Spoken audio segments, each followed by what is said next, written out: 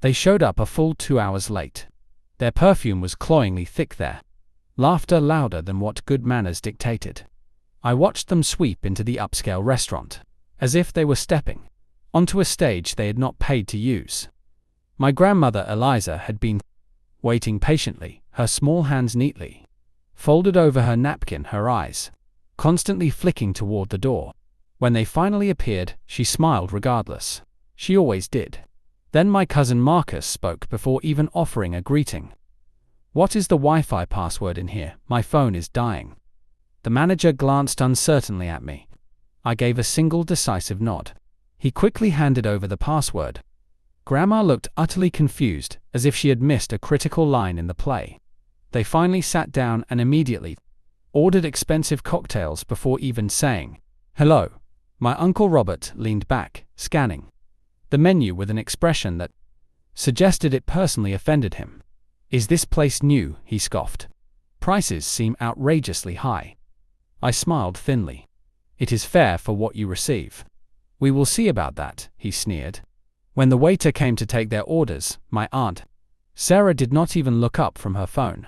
And when Grandma attempted to share a cherished old story, one she has shared countless times, my cousin muttered under his breath.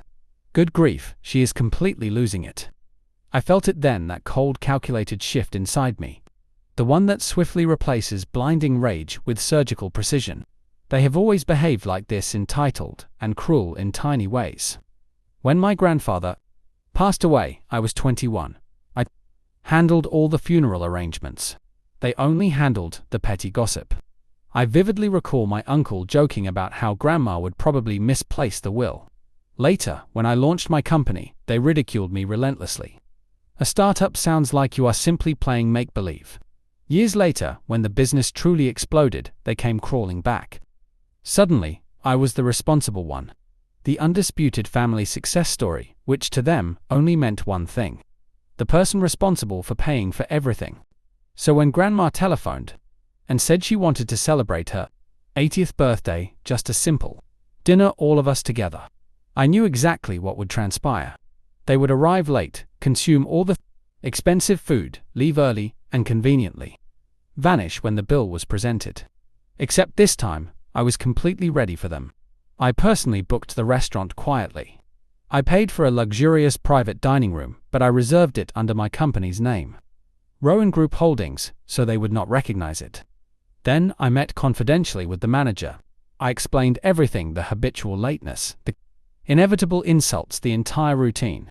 He listened carefully, nodded slowly, then asked a single question. "What exactly do you want to happen?" I said. "I want them to learn precisely what entitlement truly costs." Back at the table, Grandma barely touched her food. She smiled through their constant interruptions, their ceaseless complaints, their laughter that was clearly never meant for her.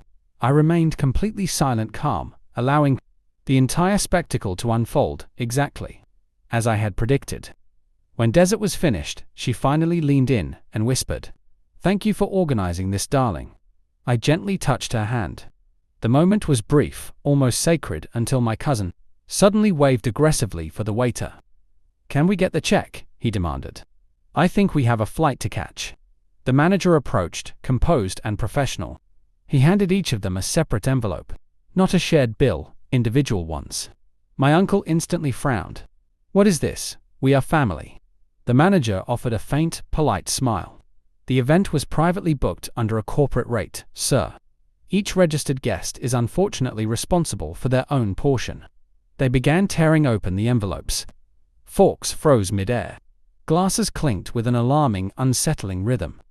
My cousin's voice cracked first. This cannot be correct. My entree alone says $740.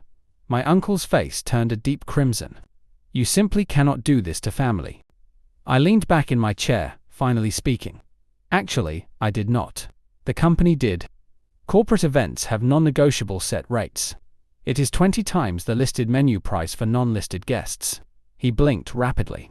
Non-listed, only Grandma and I were on the official reservation list. Their initial shock was nearly theatrical. Confusion rapidly turned to full-blown outrage. Outrage quickly became sheer panic. They started vehemently arguing with the manager, demanding immediate corrections. He merely pointed calmly to the printed policy. Non-registered attendees are subject to contractual corporate event surcharges. All legal, all completely documented. They instantly turned their fury on me.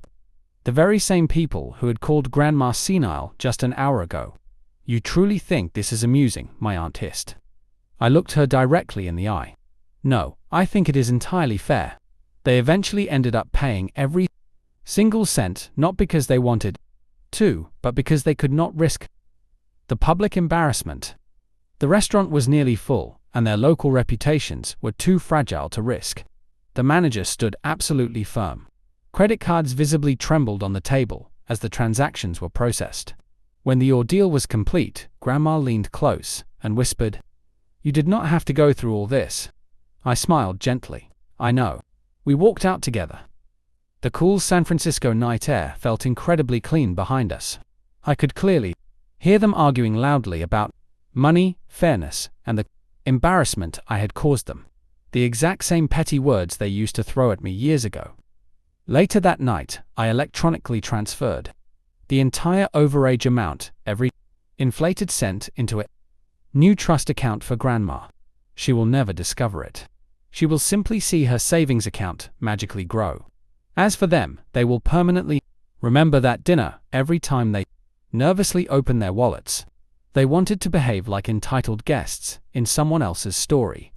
I simply reminded them who the true author of that story was. Revenge does not always require loud rage. Sometimes, it just needs a legally sound receipt.